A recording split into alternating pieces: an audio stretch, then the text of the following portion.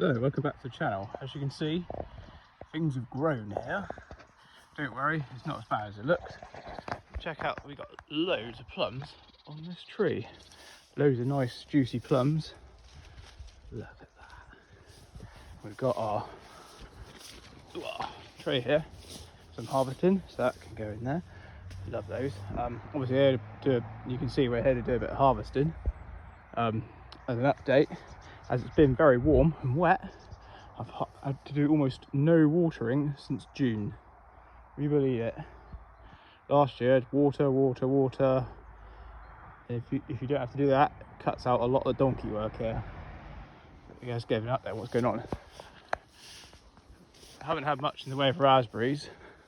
We've had a good couple of handfuls, but nothing significant. I need to cut that back and the plants off in the winter. Didn't get around to doing that this time.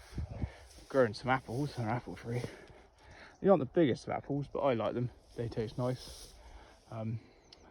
It's normally around in September they grow at its best.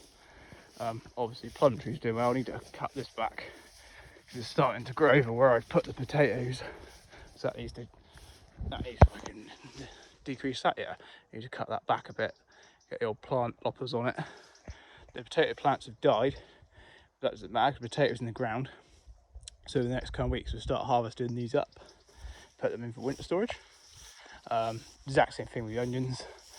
What I'll do, I mean, it looks a bit messy, but what we're going to do is in the next few weeks come with a metal blade trimmer and literally chop everything down to the floor level, and then we can actually dig things out properly.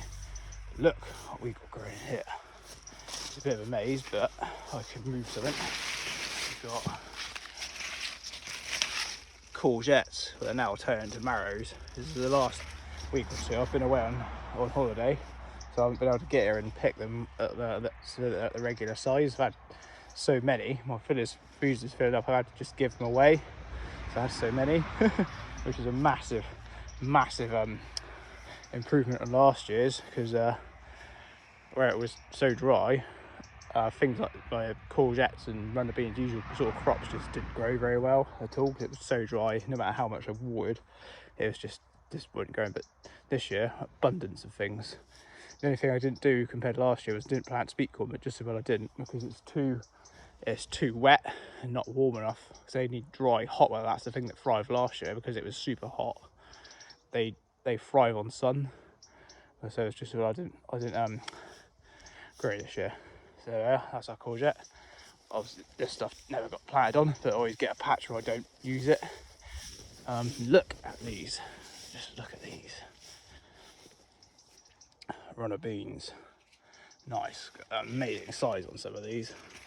And this is thrived this year.